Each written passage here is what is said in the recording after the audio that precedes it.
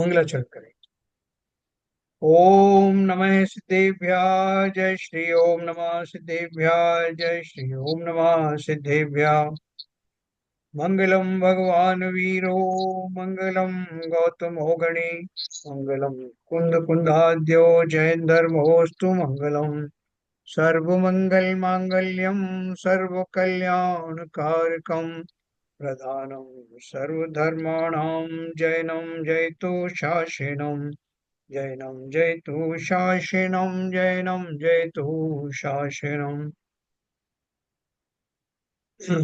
Doctor Ujjwala Shah द्वारा रचित करणान योग परिचय हम लोग पढ़ रहे हैं, जिसमें हमने योग मार्गना के बारे में पढ़ा। पहले संज्ञा मार्गना के बारे में पढ़ा था, गति मार्गनाएं पढ़ी, अब जो है योग मार्गना पढ़ी थी, और आज अपन उससे आगे की मार्गनाएं पढ़ेंगे, वेद मार्गना आदि पढ़ेंगे। और कल किसी का कोई प्रश्न हो, कोई समझ में नहीं आया हो तो पूछ सकते हैं। मैं आज आपको ये भी बताऊंगा कि कौन सी गति से कौन सी गति में जाया जाता है ना। तो किसी का प्रश्न था कि मनुष्य गति से कौन कौन सी गतियों में जाया जा सकता है, देव गति से कौन कौन सी गतियों में जाया जा सकता है, देखो नरक से निकलकर कहाँ कहाँ जाया जाता है। ये सब मैं आपको आज बताने वाला सर, जो मनोयोग और जो वचन योग के चार भेद हूँ। हाँ, बताएं, जरा उनको थोड़ा रिपीट कर देंगे। ओके।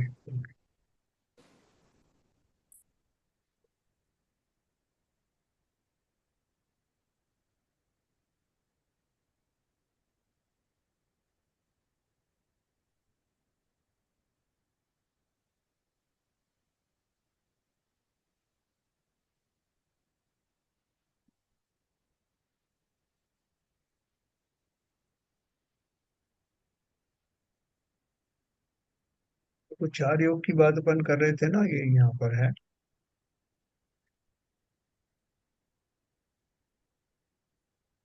एक्चुअली तीन योग की बात है, मन और वचन और काय की। मन वचन और शरीर का अवलंबन लेकर जीव मन द्वारा जानने संबंधी, बोलने संबंधी एवं शरीर की हलन चलन करने संबंधी प्रयत्न रूप प्रवृत्ति करता है।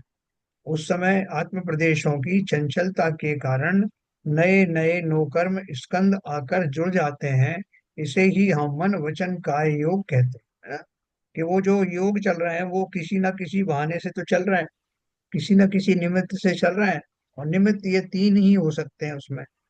जिस समय वो योग का चल रहा है, प्रकंपन चल रहा है, उस समय या तो मन की प्रवृत्ति चल रही होगी, या वचन की प्रवृत्ति चल रही होगी, और या काय की प्रवृत्ति चल रही होगी। तो जिसकी प्रवृत्ति चलती है हम उसको उसी नाम से पुकारते हैं। कि उस समय होने वाले योगों को, क्योंकि मन की प्रवृत्ति चल रही है इसलिए मनोयोग बोल देते हैं। क्योंकि वचन की प्रवृत्ति उस चल रही उस समय, तो उस काल के जो योग हैं उनका नाम वचन प्राय योग कह देते हैं। इसी तरह से काय योग की बात है।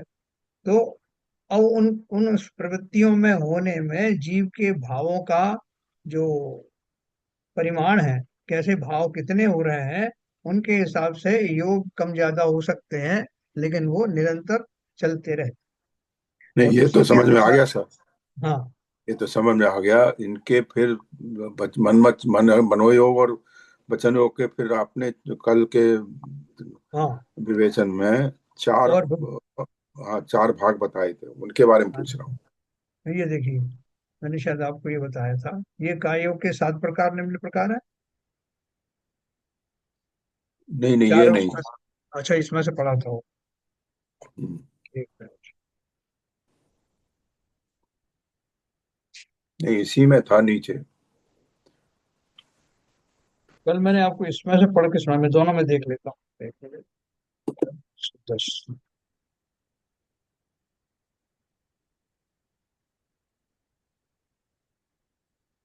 देखो मैंने चार जो है आपको इसमें से जो पढ़ के सुनाए थे वो थे मनोयोग, जो मनोयोग के सत्य मनोयोग, असत्य मनोयोग, उभय मनोयोग और अनुभव मनोयोग, चार भेद ये बताए थे। इन्हीं के बारे में। हाँ। तो एक सेकंड। इसमें भी है 149 पेज पे, कर्नाटक योग परिचय में भी। 149 पर, 149 पर।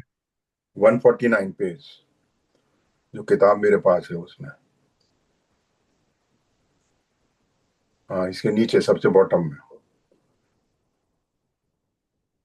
और ये है ना, हाँ ये मनोयोग चार। के चार, वचन योग के चार और काय योग के सात भेद प्रकार हैं। हम्म।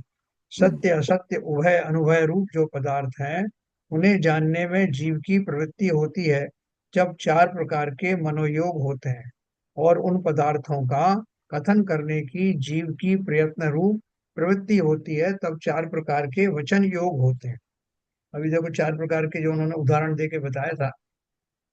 सत्य असत्य आदि प्रकार पदार्थों में कैसे संभव है, क्योंकि अपन ने दो पढ़े ना इसमें, सत्य मनोयोग, असत्य मनोयोग, उभय मनोयोग, अनुभय मनोयोग। तो उसकी उदाहरण उन्होंने यहाँ दी है। सत्य असत्य आदि प्रकार पदार्थों में कैसे संभव है, इसका उदाहरण देखकर समझेंगे। जल को जल मानना सत्य है ना। जल जल तो जल है, वो सत्य है, क्योंकि उस जल से तृषा बुझा सकते हैं। मृग जल को जल मान जानना असत्य है, क्योंकि उससे स्नान पानादि क्रियाएं नहीं हो सकती। है ना, कहने को मृग जल कहा जाता है उसको, मृग मरीचिका जिसे कहते हैं, कि वो हिरण को पानी जैसा दिखाई देता है, उसको पानी मान करके दौड़ पड़ता है, लेकिन वास्तव में वो रेत ही होती है। और वो प्यास बुझाने के काम नहीं आ सकता, स्नान आदि के काम नहीं आ सकता। तो अपन कहने में कहेंगे कि ये हिरण ने जो देखा वो क्या देखा, वो हिरण ने पानी देखा। तो उसने पानी देखा मतलब उसने उसके ज्ञान में वो पानी आया, लेकिन वो पानी कैसा है कि जो वास्तव में पानी नहीं है। इसलिए उसका पानी देखना, उसे पानी समझना वो असत्य है। और किसी ने वास्तविक पानी को देखा और उसका ही स्मरण किया तो वो सत्य मनोयोग है। ये उन्होंने ऐसी उदाहरण दी है उसकी। जल को जल जानना सत्य है, क्योंकि उस जल से तृषा बुझा सकते हैं। मृग जल को जल जानना असत्य है, क्योंकि उससे स्नान पानादि क्रियाएं नहीं हो सकती। फिर दूसरा उदाहरण जो उन्होंने दिया है तीसरे का, तो ये तो हो गया सत्य असत्य। तीसरा है उभय। उभय माने दोनों हो सकते हैं, सत्य भी और असत्य भी। कमंडल को घट जानना उभय है। कमंडल में घट के समान जल रख सकते हैं, इसलिए सत्य है ना। जैसे घड़े में पानी रखते हैं ऐसे कमंडल में भी रख सकते हैं, इसलिए वो उसको घट के इस रूप में कह सकते हैं। हाँ भाई, कमंडल भी घट का छोटा रूप है, क्योंकि उसमें जल रख सकते हैं। परंतु कमंडल का आकार घट के समान नहीं है, इसलिए असत्य है। ये कोई कहे कि साहब ये कमंडल तो एक घड़ा ही है, एक तरह से घड़ा ही है, तो उसको बोलेंगे उस अपेक्षा से तो घड़ा है कि वो पानी रखने के काम आता है। लेकिन इस अपेक्षा से घड़ा नहीं है कि जैसा घड़े का आकार प्रकार होता है वैसा कमंडल का नहीं है। तो इसलिए ये सत्य भी है और असत्य भी है। जिस पदार्थ का विशेष निर्णय नहीं होता उसे अनुभय कहते हैं। अनुभय का अर्थ क्या है, यहाँ तो ये था कि वो सत्य भी है और असत्य भी है, और यहाँ कहेंगे कि वो ना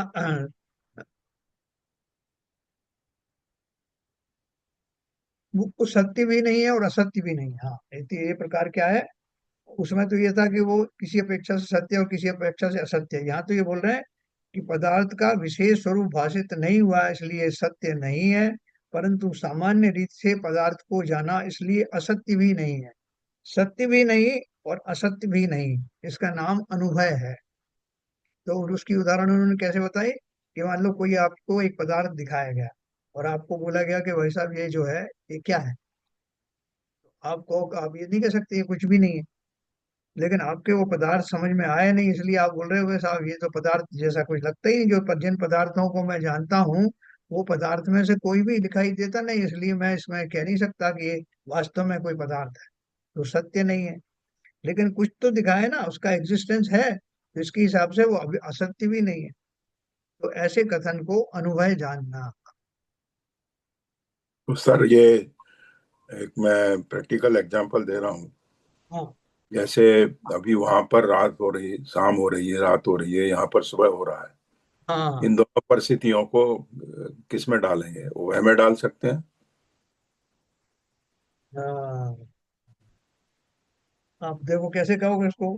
आप बोलोगे कि ये रात है, ये रात है या दिन है। कोई पूछे आपसे कि रात हो रही कि दिन हो रही, आपको जगह नहीं बताई, क्षेत्र नहीं बताया, आप बोले भाई साहब रात हो रही कि दिन हो रही है। बोले आप रात भी हो रही है और दिन भी हो रहा है। तो बोले ऐसे कैसे हो सकता है।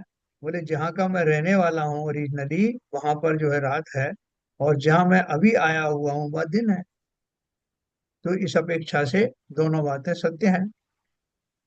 नहीं और तो अगर उसको हाँ। उभय में डालेंगे या सत्य में डालेंगे या सत्य में डालेंगे? हाँ, वो उभय में ही आया ना, या तो आप ये कह लो, ये देखो उन्होंने कहा पदार्थ का विषय इस ऊपर है। जो है ना, कमंडल को घट जानना वह है कि कमंडल में घट के समान जल रख सकते हैं इसलिए सत्य है, परंतु कमंडल का आकार घट के समान नहीं है इसलिए असत्य है। तो आपसे कोई कहे कि रात हो रही है कि साहब दिन हो रहा है, बोले भाई मैं अगर आप मेरी अपेक्षा से पूछते हो, क्षेत्र की अपेक्षा से बोलूं तो रात भी है और दिन भी है। तो ऐसे कैसे हो सकता है, एक ही क्षेत्र में, मतलब एक क्षेत्र में नहीं, अलग अलग क्षेत्र में है, तो ये उभय में भी आ सकता है। हाँ, वही मैं पूछ रहा था मैं आपसे। ठीक है।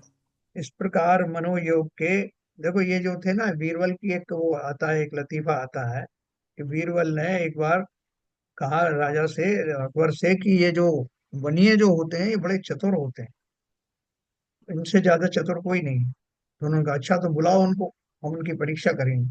बोले हाँ करिए साहब। बीरबल से ही कहा कि तुम परीक्षा करके सिद्ध करो कि ये बुद्धिमान है। तो उन्होंने उन बनियों की पूरी जितने महाजन थे सबको बुलाया और मसूर की दाल उनके सामने रखी और उनसे पूछा सबसे कि साहब ये क्या है बताओ भाई। वो सारे वो सोचने लग गए कि ये है तो मसूर की दाल, मगर ये इतना अगर साधारण क्वेश्चन होता तो ये हमसे क्यों पूछा जाता, इसमें जरूर कोई विशेष बात है। तो इसने कहा कि उन सब लोगों ने कहा साहब ये देखी हुई तो लग रही है ये चीज, लेकिन नाम नहीं याद आ रहा कि क्या है। वो सबसे पूछा एक एक करके, सबने ये जवाब दिया। फिर उन्होंने, बीरबल ने कहा कि ये मूंग की दाल है क्या। अरे साहब मूंग की दाल तो नहीं लग रही, है तो सही कुछ, लेकिन क्या है ये नहीं समझ में आ रहा। उन्होंने पूरी कोशिश कर ली, सब चीजों का नाम लिया तो उन्होंने मना भी किया, फिर ये नहीं है, लेकिन ये क्या है उसका उन्होंने सीधा स्पष्ट उत्तर नहीं दिया। फिर बीरबल ने कहा कि अच्छा ये मसूर की दाल है क्या, वो हाँ जो आपने कहा वो ऐसे ही लगता है। तो क्या है, वचनों के माध्यम से बड़ी चतुराई के साथ जीव अपनी अपनी बात कहते हैं, जिससे वो फंसते भी नहीं है और अपनी बात भी कह देते हैं। तो ये इस तरह के जो वचन योग वगैरह होता है, इसमें बहुत से लोग बड़े पॉलिश्ड में भाई उसमें बोलते हैं कि किसी को कुछ बुरा कहा भी नहीं और अपना मंतव्य भी जाहिर कर दिया। ऐसे जो मनोयोग होता है, मनोयोग उनके पीछे होता है कि ये जीव अपना जो है शत्रु भी है और मित्र भी है। ये शत्रु कैसे है, कि शत्रु ऐसे है कि ये जब बोलता है तो बिना समझे बोल देता है, उसमें मेरा अहित हो जाता है, इसलिए ये शत्रु है। लेकिन इसका मन जो है मेरे प्रति मित्रता वाला है, इसलिए मेरा मित्र भी है। तो इस तरह का चिंतन भी हमारे मन में आता रहता है कि देखो ये है तो अपना मित्र, लेकिन कहीं कोई ऐसी असावधानी न कर बैठे कि जो मेरा शत्रु भी जो काम नहीं कर पाए ये कर दे। तो ये जो जितने भी व्यवहारिक ज्ञान है, ये मनोयोग में भी ऐसा ही है, वचन योग में भी ऐसा है और काय योग में भी ऐसा है। काय योग में अच्छा। कैसा है। हाँ हाँ, बोलिए। इसमें थोड़ा मैं तो छल छल जैसा लग गया, जैसे नहीं छल नहीं है, जैसे ये छल नहीं है, ये छल जो है वो अपेक्षा लगा करके है। अच्छा अपेक्षा छल लगा। की, हाँ अपेक्षा नहीं, लगा देखिए, करके। जो आपने जो एग्जाम्पल बीरबल का दिया उसका दूसरा एग्जाम्पल भी उसमें है। हाँ अकबर ने पूछा, देखो ये बैगन है, ये कितना अच्छा हाँ सब्जी है। हाँ तो हाँ उसने, हाँ हाँ महाराज देखिए एक ही सब्जी है जिसके ऊपर सरताज है। हाँ। दूसरे दिन उसने पूछा कि भाई ये बैगन तो बेकार है क्या, बिल्कुल इसमें कोई गुण ही नहीं है। तो बोले यार इसीलिए कल इसका तू ये नाम बोल बेगुन रहा रखा है, था। इसलिए हाँ, बेगुन रखा तो बोले कल तू ऐसा बोल रहा था, आज ऐसा बोल रहा है। तो सर मैं आपका सेवक हूँ, बैगन का सेवक थोड़ा ही हूँ। है। तो ये सब जो है वचन की हेरा फेरी है, और मन में भी ऐसी कुटिल चिंतन चलते हैं। जैसे अभी आजकल अमेरिका का चल रहा है सब, फॉर एग्जाम्पल, कि यस, यस।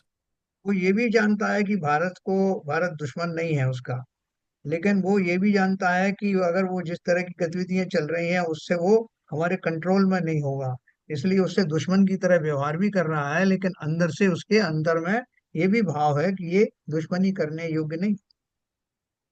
तो ऐसे हमारे यहाँ पे बहुत सारी दुविधाएं चलती हैं अपने अंदर भी, परिवार के सदस्यों में भी चलती है, मन में भी कुछ चलता है, वचन में भी कुछ चलता है, सारे एंगल से अपन सोचते हैं कि अगर मैंने ऐसा किया तो इसका ये हो जाएगा फल, इसलिए ऐसा भी नहीं कहना है, उसको ऐसा भी नहीं कहना है। ऐसा, इसे आप जो है मायाचारी नहीं कह रहे हैं, इसको आप जो है टैक्टफुली सोचने की बात कर रहे हैं, विविधता पूर्वक थिंकिंग की बात है। अब अपन काय योग की बात करें, जैसे काय योग में उसमें सत्य और असत्य की बात अपन कर रहे हैं, तो वो कैसे हो सकता है। कि एक आपने एक काकरोच आपके उस पे ऊपर चल रहा था, पॉट के ऊपर में, और आपने सोचा कि ये फिसल करके इसमें पानी में ना गिर जाए, तो आप अपने शरीर का आपने इस तरह से प्रयोग किया कि उसको वहां से उछाल करके और बाहर फेंक दे, इससे बच जाए। लेकिन आपकी उस प्रक्रिया में वो उल्टा और फिसल गया, जिससे उसका प्राणांत हो गया। तो आपका जो जो एफर्ट था, वो सच्चा था या झूठा था, हित वाला था या अहित वाला था? हित है वाला ही तो, था एफर्ट तो। तो आप दो तरह से कह सकते हो कि आपने जो मन में सोचा उसको बचाने का जो भाव था वो हित वाला था, लेकिन जो हम्म। आपके काया से हुआ वास्तव में उसका परिणाम ये निकला कि वो और उल्टा गिर गया। तो इस तरह से ये घटनाएं जो है सत्य भी हो जाती, असत्य भी हो जाती, ये सभी योगों में इस तरह से आप लगा। नहीं, मगर उसका वो जो मन से हुआ वो भाव से हुआ, तो वो उसको कॉग्निजेंस दिया जाएगा ना। नहीं, अभी अब अपन मन मन तो मैंने अपने समझाने के लिए आपको बोला, लेकिन अपन काय योग की अगर बात करेंगे तो उसकी अच्छा। काया की जो क्रिया है उसकी बात करूंगा कि उसने जो किया, वो उसकी काया ने जो क्रिया किया था वो तो उसको बचाने के लिए किया था, लेकिन वही एफर्ट, काया का वही एफर्ट उसके लिए घातक सिद्ध हुआ। है ना? जैसे अभी डॉक्टर है, डॉक्टर ऑपरेशन करता है, अपने शरीर का उपयोग करता है, कंसंट्रेट होकर के किसी को ठीक करता है, लेकिन उसका जो है गलत ढंग से ऑपरेट करने से वो मर गया। तो मर गया तो क्या हुआ कि उसने तो उसका जो शरीर की जो गतिविधि थी सारी, उसने सैकड़ों ऑपरेशन किए थे, उसी तरह से किया था, लेकिन अभी कैसा हो गया, वो हाथ कैसे चूक गया कि उल्टा उसको और क्षति हो गई उसको। तो ऐसे हर एक चीज में आप लगाना, मन में, वचन में और काया में, इस तरह के ये चार उसके भेद पड़ते हैं। इसकी उदाहरण ये थोड़ी ऊपर से दी है, इसको कभी अपन विस्तार में अगर जानना चाहेंगे तो काफी विस्तार हो जाएगा, और कहीं कहीं मिलेगा भी, हर जगह तो नहीं मिलेगा। तो इसको थोड़ा सा अभी अपन संक्षेप में पढ़ रहे हैं। इस प्रकार मनोयोग, ठीक है, सब आगे चले। हाँ, चलिए आगे। इस प्रकार मनोयोग के सत्य असत्य उभय और अनुभय चार प्रकार हैं, और वचन योग के भी सत्य असत्य उभय और अनुभय चार प्रकार हैं। केवली भगवंतों के सत्य और अनुभय वचन योग बताया है। ये कैसे बताया, उसकी उदाहरण दिया है। उसका कारण दिव्य ध्वनि अनक्षरात्मक होने से अनुभय वचन रूप है ना? अनुभव वचन रूप में कि वो सत्य भी नहीं असत्य भी है नहीं है, अपन बोलते हैं ना, जैसे आप जो भगवान बोल रहे हैं वो आपको वाणी समझ में आ रही है, वो नहीं, जो हमें समझ में नहीं आ रही, तो वो बोल तो रहे हैं ना कुछ, हम बोल तो रहे हैं, तो बोल रहे हैं ये सत्य है, लेकिन वो वाणी निकल रही है जिसमें तत्व भरे हैं, ये हमें सत्य नहीं लग रहा। तो सत्य भी तो वो सत्य भी हमको जो कैसा लग रहा है कि सत्य भी नहीं है और असत्य भी नहीं, इसलिए वो अनुभव रूप है, क्योंकि वचन रूप अनुभव रूप तो वो वाला है जो समझ में ही नहीं आया, यही आपने तो जो लिखा है। बताया। हाँ अनुभव अनुभव तो वो बताया आपने, हाँ कोई चीज दिखाई और वो आप समझ में नहीं आ रही है क्या चीज है। हाँ, वही तो है यार। हाँ। उन्होंने बोला कि जैसे उनकी वाणी खिरी, तो वाणी हम्म। खिरी तो वाणी खिल तो रही है, साउंड तो कुछ आ रही है, कान में नजर सुनाई दे रही है, लेकिन वो उसमें वाणी जिस जैसी क्या बात है, उसमें कोई शब्द आदि है नहीं। तो इसलिए हम, कोई आपसे बोले कि वो उनके वचन सुनो ना, तो बोले भाई वचन तो हमें दिख नहीं रहा है, तो वचन सत्य नहीं है, लेकिन वो सत्य और लेकिन वो है जरूर कुछ ना कुछ, इसलिए असत्य भी नहीं है, सत्य भी नहीं है, असत्य भी नहीं है, इसलिए अनुभव रूप है। अनुभव की यही परिभाषा बताई ना, कि ठीक है। वो वाणी वाणी जैसी नहीं लगती है, इसलिए सत्य नहीं है। और वो, हाँ, कुछ है, आवाज तो आ रही है, इसलिए असत्य भी नहीं है। सत्य भी नहीं, असत्य भी नहीं, इसका नाम अनुभव वचन रूप कहा जाता है। फिर बोल रहे हैं, और एक और बात उन्होंने कही कि वो सत्य वचन रूप भी है। ये अनुभव का मैंने उदाहरण दिया, दूसरा सत्य की बात पर ये कह रहे हैं कि श्रोता के कानों पर पड़ने पर अक्षरात्मक होकर उनके संशयादिक दूर करती है, इसलिए सत्य वचन रूप है। जब इस एंगल से देखोगे आप उसको कि भैया भाई वाणी जब मेरे कानों में पड़ती है तो मेरे समझ में आता है, इसलिए वो है तो सही, इसलिए वो दिव्य ध्वनि है, इसलिए वो सत्य है। यानी सब में ऐसी अपेक्षाएं लगा करके अपन ये बात करते हैं। केवली भगवंतों को मनोयोग होता है। ये सारी चीजें विस्तार से आपको गोमट सार और क्षपणा सार आदि लब्धि सार में विस्तार से दी गई। केवली भगवंतों को मनोयोग होता है, ऐसा जो कथन आता है वहां उपचार से मनोयोग बताया है। क्या उपचार था? उपचार ये था कि छद्मस्त जीवों के मनोयोग पूर्वक वचन व्यापार पाया जाता है, इसलिए केवली को भी उपचार से मनोयोग का सद्भाव बताया। कि जो वो जो भी श्रेणी आरोहण कर रहे थे, श्रेणी आरोहण करने से पहले वो सब कोई सा भी गुणस्थान वाले जीव देख लो, सबको अपन जो है क्या बोलते हैं, जब तक केवल ज्ञान नहीं होता तब तक उनको छद्मस्त कहते हैं। और 12वें गुणस्थान वाले जीव को भी छद्मस्त कह रहे हैं, और वही 12वें गुणस्थान वाला जीव अगले ही पल जो है वो ज्ञानी बन जाता है, केवल ज्ञानी बन जाता है।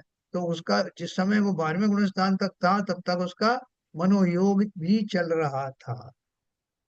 जस्ट अगले ही क्षण वो जो मनोयोग भी समाप्त हो गया और वो केवल ज्ञानी हो गया। तो वो उपचार से उनको कहा जाता है कि जो भगवान है उनके मन है ना, मन का अभी तो काम ले रहे थे। तो ये कह रहे हैं कि केवली भगवंतों को मनोयोग जो होता है ऐसा कहा जाता है, वो उपचार से कहा जाता है। वास्तव में 13वें गुणस्थान में जो मन है वो रिडंडेंट हो जाता है, उसका कोई उपयोग नहीं होता। सारी इंद्रियां और मन सब जो है किसी काम में नहीं आते और लगे जरूर रहते हैं। तो छद्मस्त जीवों के मनोयोग पूर्ण योग है। काय योग के 7 प्रकार मैंने आपको बता दिए थे। औदारिक काय योग, क्योंकि ये टाइप ऑफ शरीर पर निर्भर करता है। औदारिक काय योग, औदारिक मिश्र काय योग, 2 इंद्री से लेकर के 5 इंद्री तक के जीवों के जो शरीर होते हैं वो सब औदारिक शरीर कहलाते हैं। एक इंद्रियों के शरीर अपन जानते हैं जो स्थावर होते हैं, उनके जल काय, अग्नि काय, वायु काय आदि वो शरीर होते हैं। तो यहाँ इनकी बात कर रहे हैं काय योग किस किस के होता है। औदारिक काय योग जिनके औदारिक शरीर हैं, जब वो अपर्याप्त दशा में होते हैं तो औदारिक मिश्र काय योग होता है। इसी तरह से वैक्रियक काय योग और वैक्रियक मिश्र काय योग, आहारक काय योग और आहारक मिश्र काय योग, और कार्माण काय योग, है ना। इनमें से कर्माण काय योग कब पाया जाता है? विग्रह गति में। इनमें से उस शरीर की अपर्याप्त अवस्था में उसका मिश्र काय योग होता है, विग्रह गति में कर्माण काय योग होता है। मनुष्य और त्रियंचों में औदारिक काय योग और औदारिक मिश्र काय योग होता है।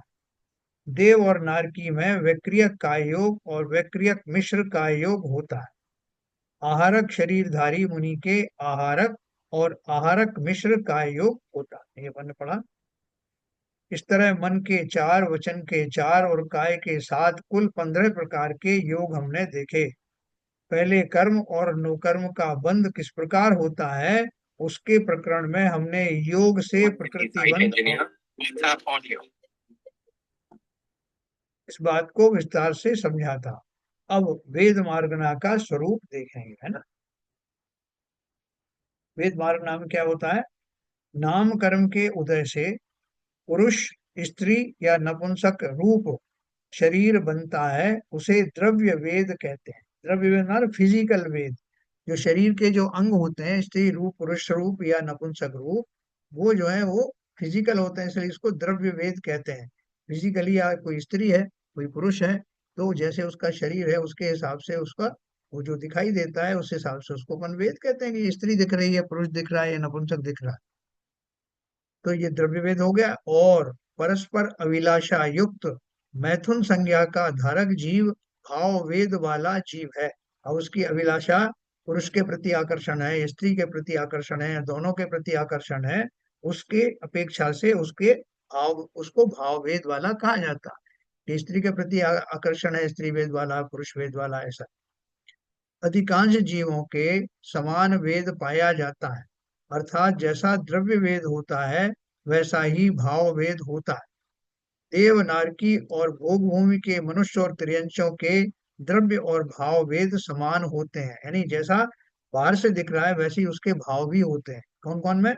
देव में, नारकी में और भोग भूमि के मनुष्य और त्रियंशों में। जैसा वो फिजिकली दिख रहा है वैसे ही उसके भाव भी होते हैं।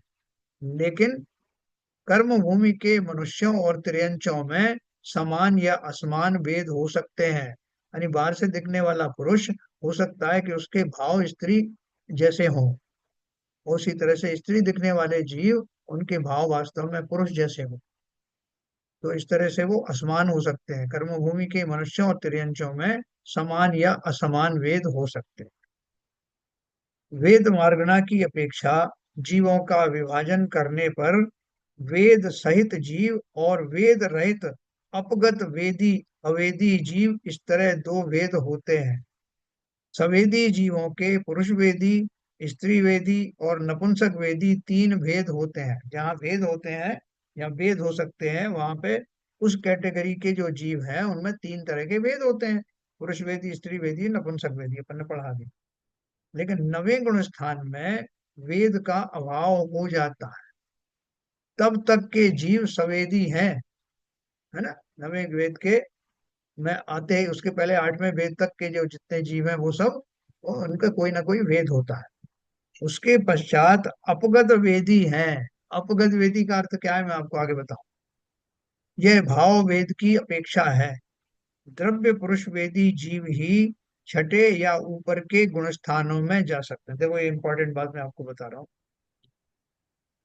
द्रव्य पुरुष वेदी जीव ही छठे या ऊपर के गुण स्थानों में जा सकते हैं। जो फिजिकली पुरुष हैं, द्रव्य से फिजिकली जो पुरुष आदि हैं, वो ही जीव छठे से ऊपर के गुण स्थानों में जा सकते हैं। यानी वही जो है, जो वो वही श्रेणी आरोहण कर सकते हैं ना। तो वो इस तरह से छठे या ऊपर के गुण स्थानों में जा सकते हैं जो फिजिकली पुरुष हों।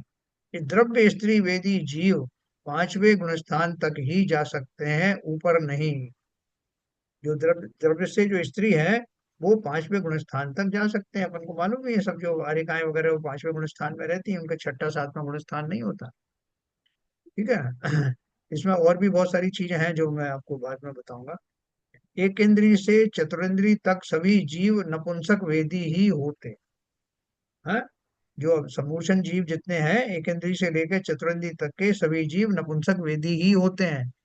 सभी नारकी जीव नपुंसक वेदी होते हैं, है ना। मैंने आज एक और चीज पढ़ी कि वो जो पंचेंद्रीय समूर्छन जीव है, जैसे महामत्स्य आदि हैं, वो वो भी नपुंसक वेदी होता है। और जो मोक्ष शोक जाने के जो अधिकारी होते हैं वो वो कोई भी उसमें समूर्छन जीव कभी मोक्ष जाता नहीं, उनमें गर्भज होना आवश्यक है। तो सभी नारकी जीव नपुंसक वेदी होते हैं, जितने भी नारकी हैं वो नपुंसक वेदी। तो देवों सर में, ये जो रमण शब्द में जो महामत्स्य है, हाँ हाँ, वो सम्मोषण जीव बताया आपने। Yes yes. और वो सम्मोषण जीव अगर क्या नाम है, नपुंसक है, तो हाँ, उसको आपने सम्यक दृष्टि भी बताया है। तो मैं दृष्टि क्यों, मैंने तो पंचम गुण स्थान वर्ती बताया। अच्छा, तो उससे भी पंचम गुण ऊपर का। स्थान से आगे नहीं जा सकता वो। हाँ, उससे आगे नहीं जाकर वो मनी दीक्षा आदि कैसे लेगा, है ना। नहीं तो वो तो वो जीव तो मोक्ष मोक्ष तो जा सकता है ना, फिर बाद में किसी भव में। हाँ, किसी भाव में जा सकता है, उस भाव की बात कर रहे हैं अपन। अच्छा अच्छा अच्छा, उस भव से दूसरे वो मोक्ष नहीं जा। नहीं जाएगा, जब भी जाएगा वो इसी पुरुष वेद मनुष्य से गति ही से, जाएगा। हाँ, मनुष्य गति से मनुष्य ही था। मनुष्य गति में भी पुरुष बन करके ही वो जाएगा हाँ। बस। कर्म जितनी भी स्त्रियां, अभी जैसे ये है सीता जी का जीव था, वो प्रत्येंद्र बन गया, तो अभी वो अगले भाव में से मोक्ष जाएगा। जब उसका अगला भाव मिलेगा, जो गणधर बनेगा रावण जी का, रावण तीर्थंकर होंगे, और तब वो गणधर बन करके मोक्ष जाएगा। कर्म भूमि के मनुष्य और तिर्यंचों में तीनों ही प्रकार के वेद पाए जाते हैं। उसमें स्त्री वेद, पुरुष वेद, नपुंसक वेद तीनों होते हैं। जबकि ऊपर का जो अलग अलग बताया कि एक इंद्रिय से चतुरिंद्रिय तक सभी नपुंसक वेदी होते हैं, नारकी जीव नपुंसक वेदी होते हैं।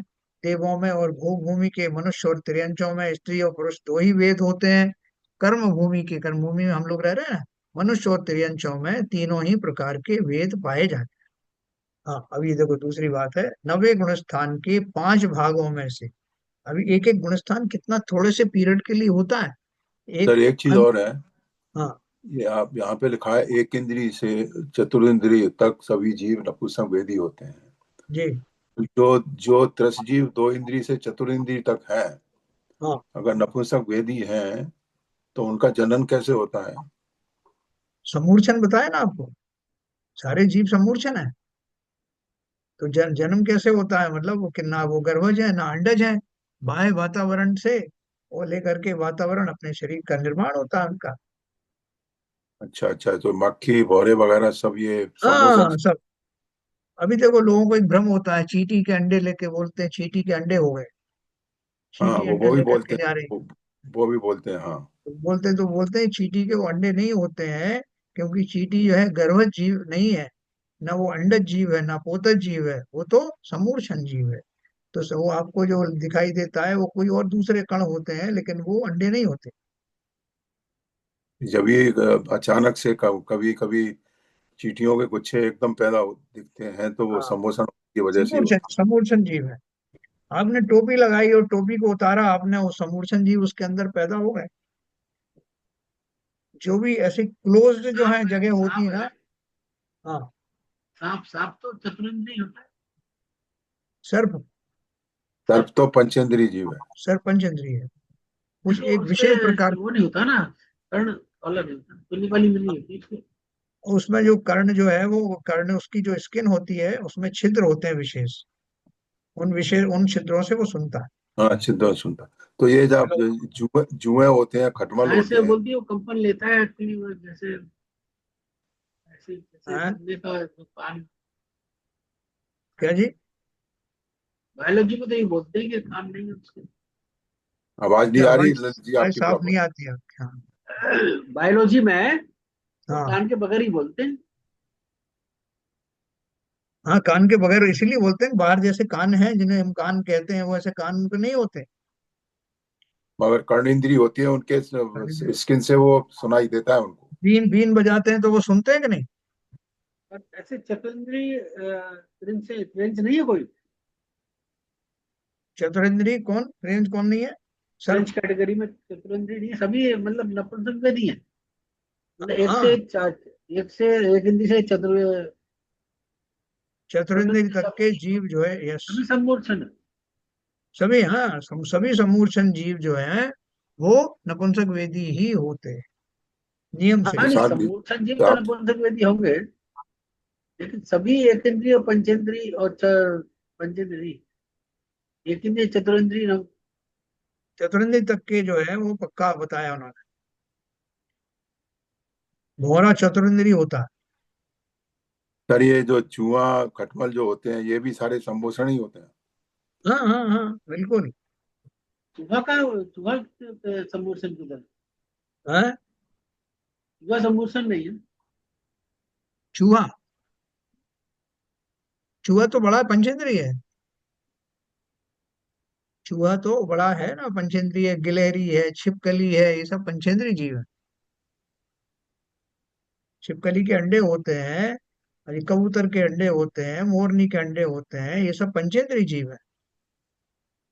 और अंडज जीव है, अंडों से उत्पन्न होते हैं ना, जब अपन ने प्रकार पढ़े थे ना, कि जो जरायु होते हैं, जो उनके जैसे शेर चीते आदि हैं, पोतज है, उन्हें पोतज कहते हैं, गर्भज होते हैं और अंडज होते हैं। है पोतच ना? के उसमें कौन सी कैटेगरी, कौन से वाले होते हैं? पोतच का क्या पोतज मतलब भी, है?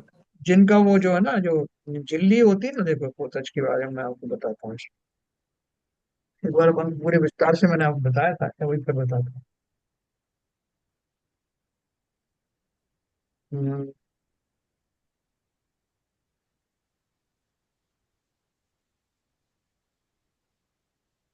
327। चक्कर क्या है कि अपन लोग जो है वो ज्यादा याद नहीं रख पाते। अपन ने पढ़ा दो दो तीन तीन बार वैसे ये सब। वो मेमोरी में थोड़ा। देखो, गर्भजन, हाँ, गर्भजन तो अपन जानते हैं, गर्भ जन्म के तीन भेद हैं, जरायुज गर्भजन, हाँ, और अंडज गर्भजन, पोतज गर्भजन। मैं अभी पूरा ही बताता हूँ। जरायुज गर्भजन कौन सा होता है? रक्त और मांस के बने जाल के समान आवरण यानी झिल्ली को जरायु कहते हैं। ये जो जीव जरायु सहित होते हैं वे जरायुज गर्भ जन्म वाले हैं। उत्पन्न होने के बाद झिल्ली फट जाती है और उसके अंदर से जीव बाहर निकल आता है, जैसे मनुष्य, गाय, भैंस आदि। है ना, एक झिल्ली सी रहती ना वो, आपने देखा होगा हाँ, कभी, गाय का जन्म, बच्चे बछड़े का जन्म होता है तो उसमें एक झिल्ली सी होती है, वो फटती है और उसमें से वो निकलते हैं। इस तरह से जो मनुष्य का बच्चा होता है वो भी जब वो उसकी डिलीवरी कराई जाती तो वो झिल्ली हटा दी जाती। हाँ, तो मनुष्य गाय भैंस आदि जो है ये इसमें आते हैं, जरायुज गर्भ जन्म होता है इनका। दूसरा है अंडज गर्भ जन्म। जो जीव अंडे से उत्पन्न होते हैं वे अंडज गर्भ जन्म वाले हैं, जैसे चील, कबूतर, सर्प आदि हैं जो अंडे से पैदा होते हैं। फिर तीसरा है अंडे से तो हुए पैदा, लेकिन वो भी गर्भ वाला ही जन्म है उनका, अंडे के माध्यम से होता है, क्योंकि वो जो अंडा जहाँ बनता है वो गर्भाशय होता है। फिर पोतज गर्भ जन्म। जो जीव बिना किसी प्रकार के आवरण के उत्पन्न होते हैं, उनकी कोई झिल्ली नहीं होती और पैदा होते ही चलने फिरने लग जाते हैं, वे पोतज गर्भ जन्म वाले कहलाते हैं, जैसे सिंह, बिल्ली, नेवला, हरिण आदि। ठीक है, समझ में आ हाँ, नहीं गाय उसमें आती, चिल्ली वाले। तो दूसरा देखो, ये गर्भ जन्म बता दिया मैंने, उसके तीन भेद बताया आपको, गर्भज, अंडज, जरायुज गर्भ जन्म, अंडज गर्भ जन्म और पोतज गर्भ जन्म। उसके बाद दूसरा एक जन्म होता है उपपाद जन्म। देव व नारकी जीवों के उत्पत्ति स्थान को उपपाद शैया कहते हैं। देवलोक में देवों का उपपाद स्थान दिव्य वस्त्र से ढकी हुई शैया के समान होता है, जहाँ जीव बिना माता पिता के स्वयं ही अपने योग्य स्थान में पैदा हो जाता है और अंतर मुहूर्त में सुंदर शरीर की रचना कर लेता है, जो वैक्रियक होता है। देव वस्त्राभूषण सहित उत्पन्न होते हैं। अरे वो शैया खाली पड़ी थी, अचानक से एक उसमें से जीव प्रकट हुआ, उसका जन्म हुआ। नारकी, ये तो हो गया देवों का। नारकी जीव पाप के उदय से ऊंट के मुख आदि भयानक आकृति वाले बिल के समान उपपाद स्थान में अत्यंत कष्ट पूर्वक जन्म लेते हैं। उपपाद जन्म उनका भी होता है, वो भी कोई गर्भ से उत्पन्न नहीं होते, लेकिन देवों के लिए वो जो देवशैया होती है उस पर उत्पन्न होते हैं, और ये बिल में से निकलता है और बड़े कष्ट के साथ उसका जन्म होता है। नारकी जीव पाप के उदय से ऊंट के मुख आदि भयानक आकृति वाले बिल के समान उपपाद स्थान में अत्यंत कष्ट पूर्वक जन्म लेते हैं। देव व नारकियों का ही उपपाद जन्म होता है। इनकी जगन्य आयु 10,000 वर्ष और उत्कृष्ट आयु 33 सागरोपम है। तीसरा जन्म समूर्छन जन्म, वो भी आपको बताता हूँ। समूर्छन जन्म कौन सा होता है? माता पिता के रज व वीर के बिना स्वयमेव वातावरण में सब ओर से शरीर के योग्य उद्गल परमाणुओं को ग्रहण करके जिन जीवों का जन्म होता है वह समूर्छन जन्म है। बिना माता पिता के तथा गर्भाशय के बाहर स्वयं उत्पन्न हो जाने वाले जीव समूर्छन जीव हैं। एक से चार इंद्रियों वाले तथा असंगी पंचेंद्रियों वाले, उनमें पंचेंद्रिय में कौन से, जो असंगी पंचेंद्रिय वो भी उसमें शामिल हैं। असंगी पंचेंद्रियों वाले तिर्यंचों का जन्म सम्मूर्छन होता है। किन्हीं संगेंद्र किन्हीं संगी पंचेंद्रिय तिर्यंचों व मनुष्यों का जन्म भी सम्मूर्छन होता है, जिसका मैंने आपको उदाहरण दिया, वो मच्छादि का दिया ना, वो तिर्यंचों की उदाहरण है। और मनुष्यों का जो आपको बताया कि जो हमारे दूसरे अंगों में उत्पन्न होता है, कहीं से भी उत्पन्न होते हैं, वो छोटी बहुत सूक्ष्म होते हैं। तो किन्हीं संगी पंचेंद्रिय तिर्यंचों व मनुष्यों का जन्म भी समूर्छन होता है। समूर्छन जन्म कर्म भूमि के आर्य खंडों में ही होता है। हम कहाँ रहते हैं? हाँ, जम्बू रहा। द्वीप के भरत क्षेत्र के आर्य खंड में हम रहते हैं। तो समूर्छन जन्म कर्म भूमि के आर्य खंडों में ही होता है, म्लेच्छ खंडों में नहीं होता। समूर्छन जीव पर्याप्तक व अपर्याप्तक दोनों प्रकार के होते हैं। वो जो मच्छ है वो पर्याप्तक है क्या अपर्याप्तक है? पर्याप्त कहता हूँ। वो पर्याप्तक है, इसलिए वो मरा नहीं, ये आई भी खूब हम्म। लंबी। तिर्यंच गति में तो ये दोनों प्रकार के होते हैं, पर्याप्तक भी होते हैं और अपर्याप्त भी होते हैं तिर्यंच में, किंतु मनुष्य गति में पर्याप्तक नहीं होते हैं, मात्र अपर्याप्तक या लब्ध अपर्याप्तक कहलाते हैं। समूर्छन मनुष्यों का जन्म स्त्री पुरुष के मलमूत्र व पसीने आदि से होता है। ये मनुष्य नपुंसक वेद वाले होते हैं, है ना। वो छोटे छोटे सूक्ष्म जीव होते हैं, आंख में हो जाते हैं, अन्य स्थानों में हो जाते हैं, और आपने कुछ टोपी लगाई तो उसमें पनप गए, कहीं कोई और क्लोज्ड जो है जगह है तो उसमें हो जाते हैं। लेकिन वो उसमें वो मनुष्य का जो शरीर है उसका उसमें निमित्त बनना चाहिए। जैसे गाय भैंस का मैंने आपको बताया कि उनके दूध को अपने गर्म नहीं किया तो उसी जाति के समूर्छन जीव उत्पन्न होते हैं। वो तो त्रियंचों की बात हुई। मनुष्यों की मैंने आपको बताई कि जो स्त्रियों के जो विशेष अंगों में होते हैं, और जो कोई ने टोपी लगाई तो उस टोपी में हो जाते हैं बारीक बारीक, जो आपको दिखाई नहीं देंगे। ये नहीं तो सर, मनुष्य ये जो जो जो जुएं पड़ते हैं बालों में, वो जुएं वो अलग है। भी, वो संबोधन नहीं है? वो है तो समूर्छन, वो हाँ। मनुष्य जाति के नहीं है ना। अच्छा, मनुष्य जाति के नहीं है वो, हाँ। अलग ही है, जैसे हाँ। मक्खी है, भौरा है, उस तरह के। हाँ उस तरह। ये मनुष्य नपुंसक वेद वाले होते हैं। इनका शरीर अंगुल के असंख्यात में भाग मात्र रहता है, तथा जन्म लेने के बाद शीघ्र नष्ट हो जाता है। ये हमें दिखाई नहीं देते। समूर्छन जीवों की जघन्य आयु, मिनिमम आयु कितनी है? 1/18 श्वास, है ना। एक सांस में 18 बार।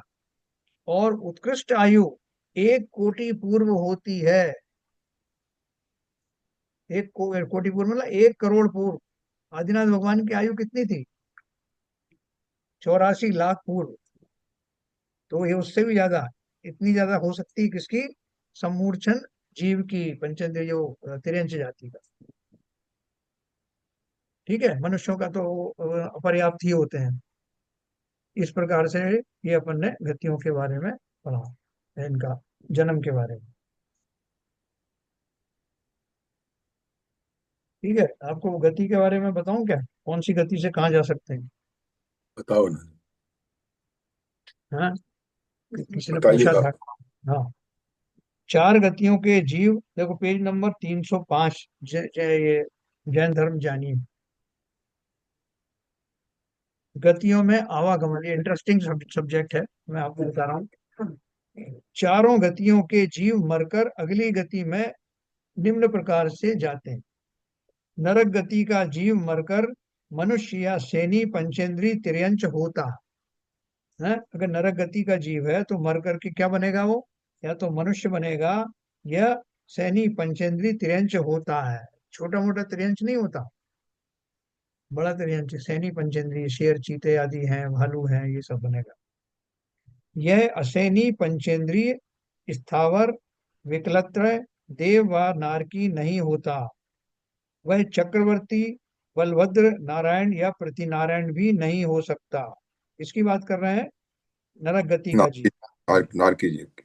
हाँ, वो असैनी पंचेंद्री, स्थावर भी नहीं होगा, विकलत्रय भी नहीं होगा, और देव व नारकी भी नहीं होता। वह चक्रवर्ती बलभद्र नारायण या प्रतिनारायण नहीं हो सकता। लेकिन तीसरे नरक तक का निकला हुआ जीव तीर्थंकर हो सकता। किसी को उदाहरण बताओ, कोई तीसरे नरक तक का जीव और वो तीर्थंकर बनने वाला हो। राजा श्रेणिक है ना? दार्शनिक पहले नरक में। पहले नरक में, सॉरी। ये आया उनका रावण है। फोर्स आया अभी चैट में नीचे वाला। रावण को। रावण और लक्ष्मण जी का वो देखना पड़ेगा मुझे। बाकी उन्होंने जो बताया, रूल बताया है कि तीसरे नरक से निकलने वाले, तीसरे नरक तक के, मतलब पहले दूसरा तीसरा, 3 तक के, वो जो है तीर्थंकर हो सकते हैं। उससे नीचे वाले नरक के जीव नहीं हो सकते। फिर मनुष्य गति का जीव मरकर चारों में से किसी भी गति में जा सकता है। मनुष्य गति के जीव के लिए क्या क्या ऑप्शन है? मनुष्य गति का जीव मरकर चारों में से किसी भी गति में जा सकता है। 4 गति कौन सी है? चारों ऑप्शन है उसके। है, देव बन सकता है, नारकी बन फ्रेंच बन सकता है, सकता त्रियंच बन सकता है, और वापस मनुष्य भी बन सकता है। है। त्रियंच गति का जीव मरकर चारों गतियों में जा सकता है। पंचेंद्री त्रियंच चारों गतियों में जा सकता है।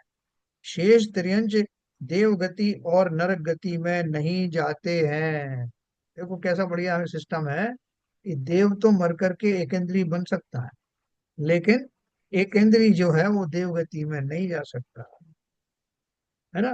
लिखा है पंचेंद्री त्रियंच चारों गतियों में जा सकता है, लेकिन शेष त्रियंच देव गति और नरक गति में नहीं जाते हैं। एक इंद्रिय, दो इंद्रिय, तीन इंद्रिय, चार इंद्रिय दे जीव जो है वो मर करके सीधा नरक इसमें देव गति में भी नहीं जाते और नरक में भी नहीं जाते। तो नरक में जाने वाला कौन है? हमारे पास ऑप्शन कौन कौन से? देवगति, ये लिखा है ना, मनुष्य गति का जीव मरकर चारों गतियों में से किसी गति में जा सकता सर मनुष्य मोक्ष जा तिरस्कार सकते हैं ना सर? है। मोक्ष जा सकते हैं ना सर? मनुष्य से तो मोक्ष मोक्ष ही जाते हैं। नहीं तो चारों गतियों में कह दिया, नहीं तो संसारी जीवों की बात है। आप कह रहे हो पंचम गति की बात कर रहे हो ना, वो भी सही कहा आप। पंचम गति यानी मोक्ष में भी मनुष्य ही जाता है, कोई तिर्यंच नहीं जाता, कोई नारकी नहीं जाता, कोई देव नहीं जाता।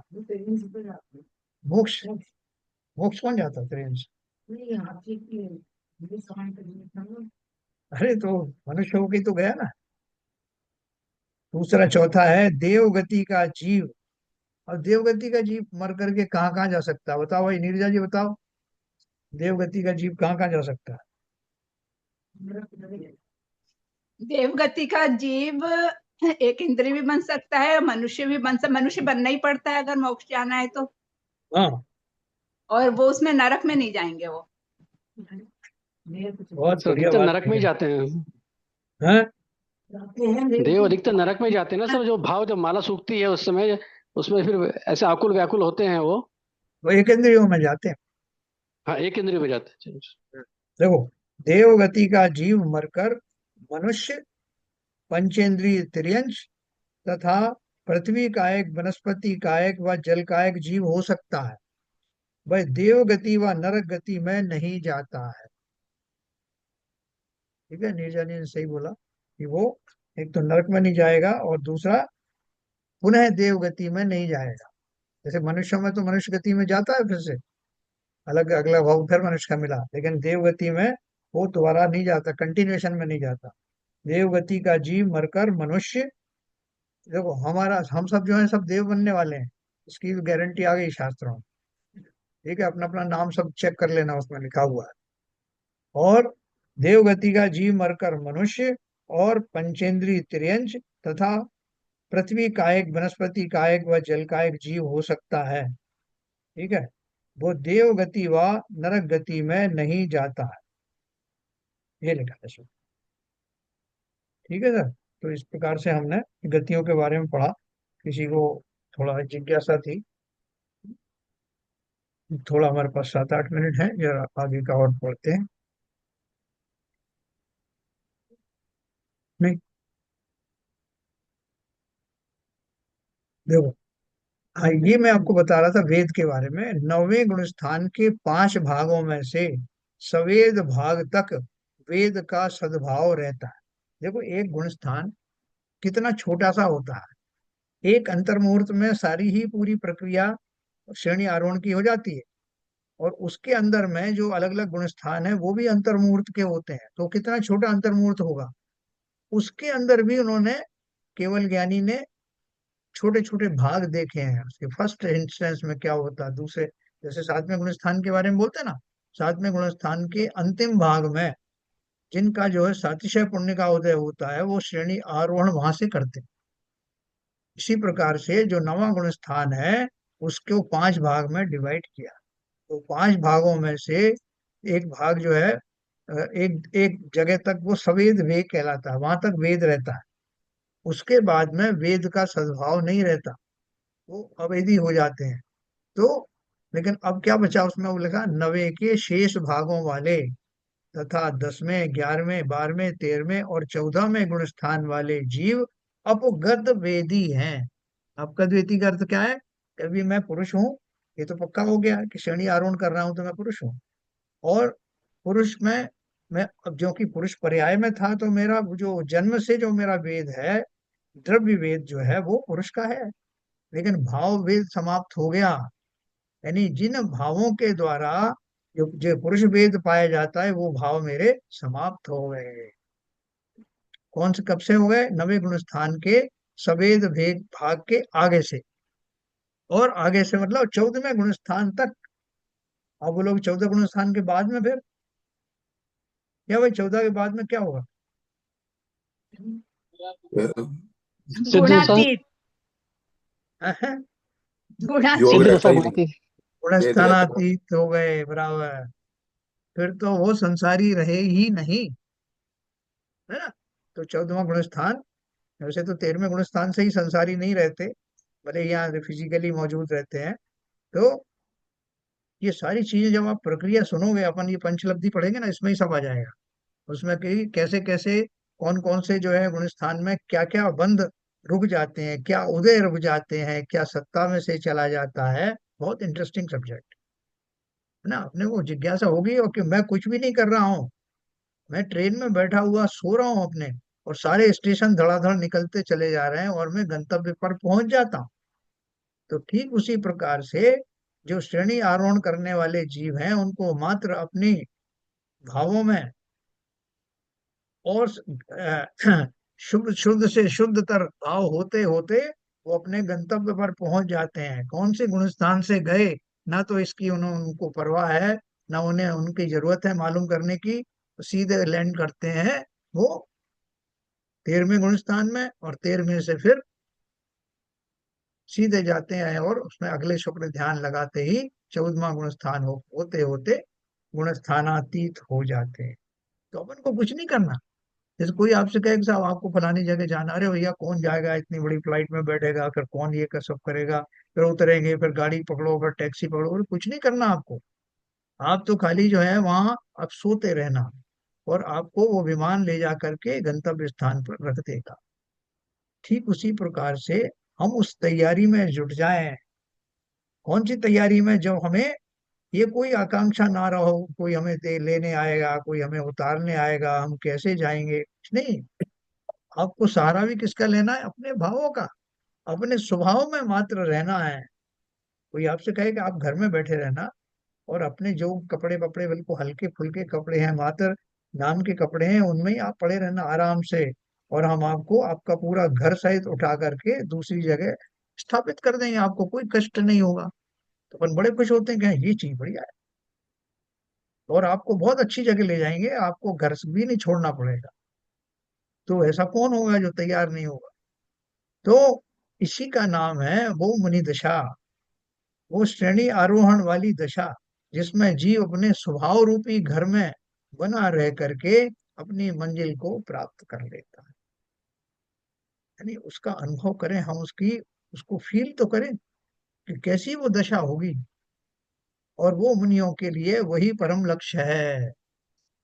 उस लक्ष्य की प्राप्ति की आकांक्षा प्रत्येक मुमुक्षु को होनी चाहिए, कि मेरा भी दिन ऐसा आए कि जब मैं भी उस श्रेणी पर जो है चढ़ते हुए भी आनंद को प्राप्त हो, और चढ़ने के बाद तो आनंद है ही। ठीक है ना। तो इस तरह से वेद के बारे में अपन ने पढ़ा। कल अपन पढ़ेंगे कषाय मार्गना के बारे में। कषाय कितनी होती हैं और कहाँ तक रहती हैं, कौन से गुण स्थान तक रहती हैं वही कषाय। हाँ, 10वें तक। 10वें गुण स्थान तक। तो अपन को वो जो है कषायों से निवृत्ति के लिए क्या करना पड़ेगा, अभी हमारी कषाय है कि नहीं है तो कितनी है। जब हम किसी से झगड़ा करते हैं तो हमारी कषाय लड़ती हैं या हम लड़ते हैं, ये सारी बातें अपन कल विस्तार से पढ़ने वाले। ठीक है सर, सामान्य बात है ये। चलिए, समय हुआ, जिनवाणी स्तुति करें।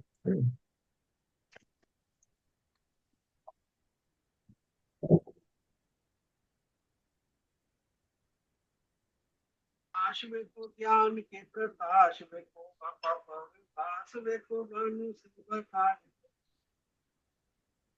ब्रह्मी जान वे को बंध विधि भान वे को पर पिछान वे को परम प्रमाणिक अनुभव बताए वे को जीव के जताए वे को कहु सताए वे को भव्य और हानि जहाँ तहाँ तार वे को पार के उतार वे को तार वे को यही जीव वाणी है।